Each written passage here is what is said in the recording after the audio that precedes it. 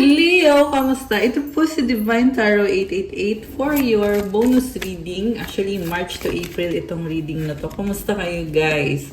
Comment present para lang kung nanonood kayo. Tingnan natin ang energies connected sa'yo sa love life mo. General reading po ito, kaya hindi po sa lahat magre-resonate. Okay, so ito na yung mga naunang cards. Gift. Love's greatest gift is the ability to truly understand one another. Alam mo, dito pa lang sa unang card na to, sobrang positive na. Ibig sabihin may matatanggap kang blessing. And ikaw din ay isang person na talagang napaka-special, Leo. Okay? Divine timing, trust in divine timing, love arrives when it's meant to. Wish. Someone you wish for is coming into your life. So, ito na nga yung sinasabi ko na parang ang swerte mo. Kasi, sobra kang special para dito sa taong to na kadil mo ngayon. Relax. Find joy in the simple pleasures of just being together. Okay. So, may energy na sobrang kalmado. Destiny, the reunion with your twin flame is a destined event. And I just saw 1, 2, 3 angel numbers on the screen. Okay? So, ibig sabihin ng numbers na yon, nasa tamang landas ka. Just take it slowly but surely. Past life relationship, you have known each other before. So, twin flame mo siya or soulmate mo siya. Andun yung feeling na parang kilala mo na tong taong to, komportable kayo sa isa't isa. Okay, ano pa? Passion. Allow your heart and soul to sing with joy. So, sa tamang panahon, kasi hindi ito yung divine timing na card eh. I feel like you're waiting for the time na para bumuo ng pamilya. So, ngayon hindi mo pinipressure yung sarili mo kasi alam mo na dadating din sa point na yon. Dadating din kayo sa point na yon. Make the effort. Great love is worth taking the steps you're guided to take. Wow, ang sweet naman at ang cute. So, pwede itong taong to matagal mo nang kilala or baka bata pa lang kayo, kilala mo na siya. And, ayun, nag-e-effort itong taong to. May nakita kong may binibigyan ng flowers. Pay attention to the red flags. The signs are cautioning you. Okay, ano to? Parang inobserbahan mo siya. Separation, time apart from your partner is on the horizon. Okay, ang nakikita ko dito, maaaring may iba kayong priority sa trabaho, sa career, pero mukhang willing naman maghintay itong taong to kasi it's going to be worth it sa huli. Pag na-achieve nyo na yung mga pangarap nyo. Okay, tingnan natin. Ano po bang mga energies connected with Leo? Romance. Romantic surprises are on the horizon. Be open to them. So, I feel like compatible kayo. And yun na nga, komportable kayo sa isa't isa. Very romantic. Oh, tingnan mo oh, romantic ulit yung card, passion. Keep the flame of passion alive. Kanina passion din, ayan oh. Grabe. Very passionate situation. So, in love na in love ang mga Leo. Okay, remember guys, hindi to sa lahat magre-resonate, okay? Pero kung sino tong Leo na nasagap natin sa reading, mag-comment kayo para alam ko.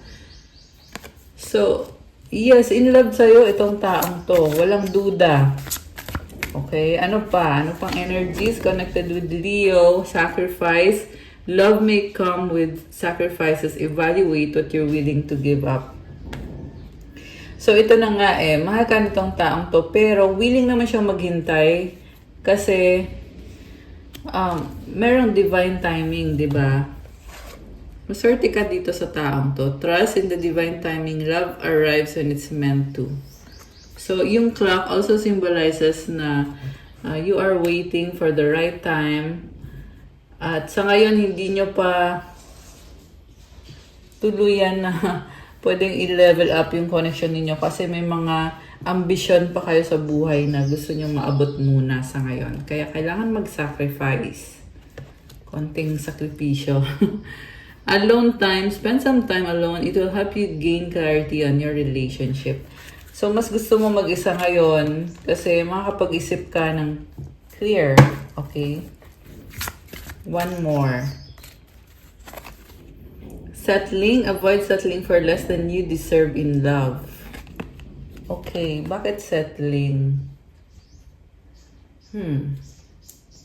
Parang nakokontento ka lang muna sa ngayon kung anong meron sa inyo. Tingnan natin. Gagamitin ko yung aking oracle cards para to sa mga twin flame at soulmates. Ano ba mga mensahe ang gustong sabihin sa'yo? You're a God-given gift. Oh my gosh, gift na naman, guys. So, ito na nga yung sinasabi ko, Leo, na para kasi sa kanya, nag-iisa ka lang, gift ka ni God. Grabe. Ang haba naman ang hair mo dito. I need you. Okay, ano pa? I miss you. People don't believe in me. Alam mo, Leo, medyo malangkot ka ngayon eh. Ikaw yung nag-iisip na to na parang hindi ka pa sapat, hindi ka pa ready, you're settling, hindi ito yung gusto mo. Pero, nakikita ko marami kang gustong abutin muna sa buhay mo. So, ang masabi ko lang na advice sa'yo is be more optimistic. Okay? Huwag malungkot. Kasi ang ganda ng energies dito. Mukhang nagkaroon ka ng mga challenges na yan yung dahilan kung bakit ka malungkot ngayon. Pero, maganda naman yung cards mo. Okay? Medyo na-overwhelm ka lang. Give me another chance. I regret what I did. You give me strength. Okay. So, tingnan natin from the tarot. Ano pa ba mga energies connected sa'yo ngayon? Alisin ko muna to. Ayan. Okay. Itong tarot cards na to ang gagamitin natin para tingnan kung ano ba mga energies meron or kung ano yung mga paparating or nangyayari na ngayon. Okay. For Leo. 6 of Cups. Wow. Soulmate mo to. Sobrang gaan ng loob mo sa kanya. Ganon din siya sa'yo. Marami kayong pangarap eh. Pero feeling nyo ngayon, hindi pa ready eh. Yan yung narinig ko. Hindi pa ready. This can also be a person from the past na magbabalik, mag-o-offer sa'yo ng love, gusto makipag-ayos. Very passionate. Kita mo yung red na flowers. It symbolizes passion, attraction. Okay. Mabait tong taang to. Or ikaw. Or pwedeng pareho kayo. So, what crosses you is the 8 of Swords. May nakastuck eh. May feeling ka na hindi ka makagalaw, hindi ka makaalis. Tingnan natin. The Fool. You're taking the leap of faith. 9 of Swords sa bottom of the deck. Okay, may stress ka ngayon. What lies below is a 10 of Pentacles. Money, legacy, Hierophant. Wow, blessing. So, Leo, sobrang blessed ka. When it comes to your finances, sa bahay, ang ganda ng card mo. Ganda ng energy. What's coming towards you or yung nasa near future is the 9 of Pentacles. Yung nasa past is the 10 of Cups. So, nakafocus ka ngayon sa happiness mo, sa pangarap mo. I feel like sobra kang busy. Trying to level up. Kasi kanina, andito din yung Hierophant card eh. So, gusto mong lumevel up sa buhay. Ito pala. Ayan.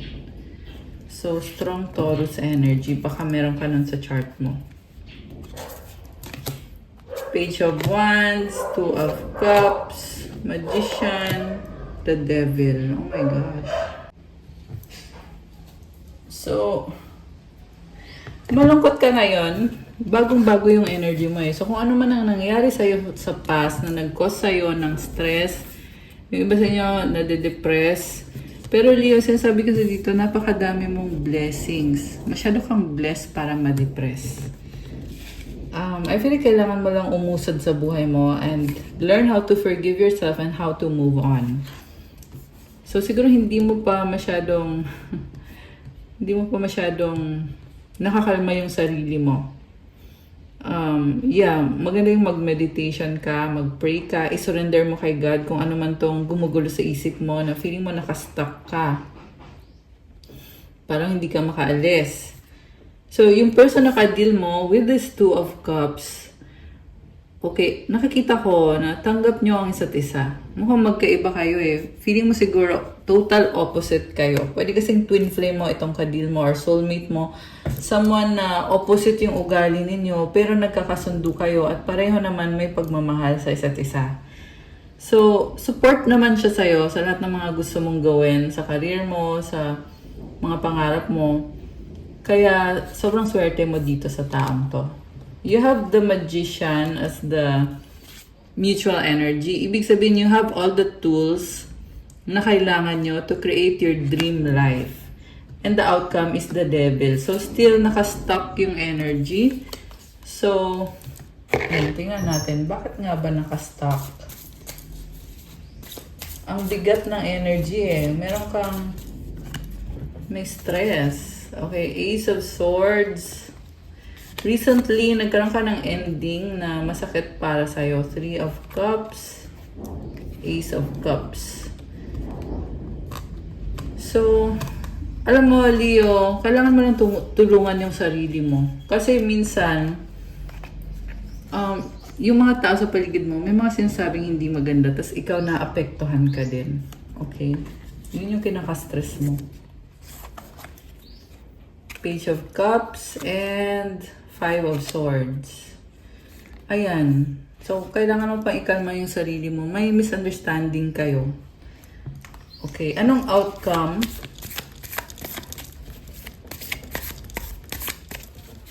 What's the outcome for Leo? Queen of Pentacles. Alam mo, kahit maraming challenges, matapang ka pa rin. Very practical ng energy mo. Independent ka, kaya mong sarili mo. At marami ka ding mga tinutulungan na sobrang humahanga sa'yo at nagpapasalamat sa'yo. With the Queen of Pentacles, priority mo talaga yung sarili mo. Kaya hindi mo mabibigyan ng buo yung sarili mo sa ibang tao kasi hindi ka pa ready. Pero, you are strong, like I said, and very practical. May blessing ka din sa finances mo.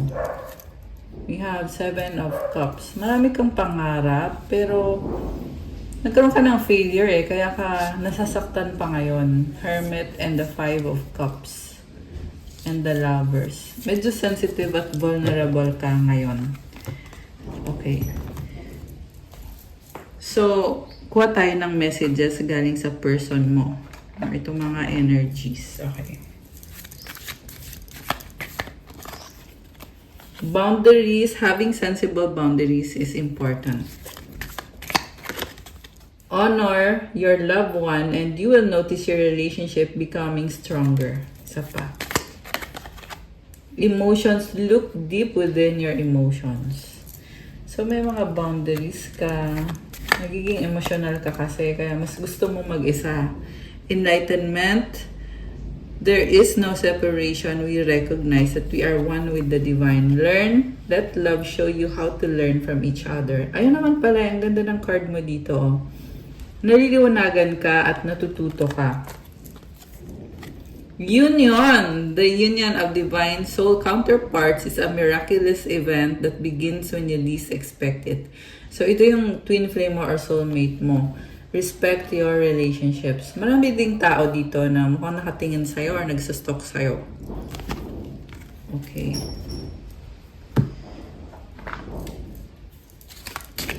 Ano pa? House. Wow. So, pwede yung literal na bahay. Minamanage mo yung bahay.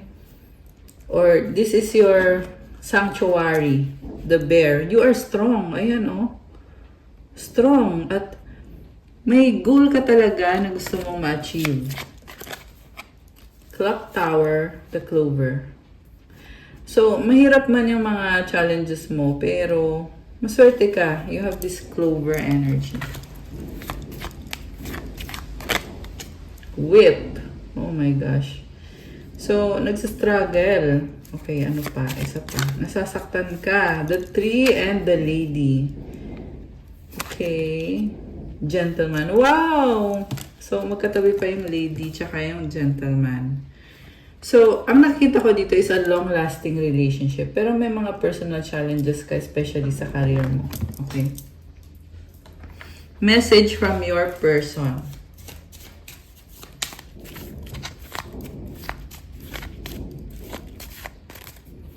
I dream about a future with you. Don't pressure me. And will you help me? Can you hear me whisper your name? Mensahe from the universe para kay Leo.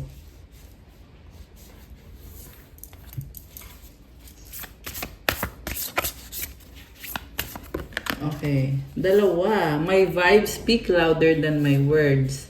I let go of the shadow of the past by seeing someone for the first time with the eyes of love. Okay, so may sitwasyon na tinitingnan mo sa ibang anggulo. My fearless freedom lights up the world. So, maging positive ka at optimistic kasi marami ding nabibless dahil sa'yo. Tapos, ito, baliktad tong isang to. Obstacles are detours in the right direction. So, yung mga problema, kaya yan nangyari. Kasi nililid ka sa tamang landas. Pwede kasi maliligaw ka, tapos inalis ni Lord sa'yo yung isang sitwasyon para bumalik ka sa tamang landas. So, tandaan mo yung mga problems na yan or obstacles, blessing in disguise mo yan para i-guide ka sa tamang direksyon or sa tamang landas. When I think I've surrendered, I surrender more. The key to prayer is to forget what I think I need. So, surrender to God. Siya nang bahala sa'yo. Siya ang mas nakakaalam kung anong gusto niyang ibigay sa'yo. Magugulat ka na lang. Ayan. So, that's all for your bonus reading, Leo. Please like, comment, subscribe, hit the notification bell, comment nyo kung nag-resonate ba or kung nagustuhan nyo yung reading. Kung kailangan nyo ng one-on-one session, pwede kayong magpa-private reading. Message nyo ako sa Viber or sa WhatsApp. I-click nyo po yung description box, nakalagay dyan yung Viber ko at WhatsApp. I-message nyo ako doon. Thank you again, Leo! Have a good day. God bless you. Stay safe. Love you guys. Bye!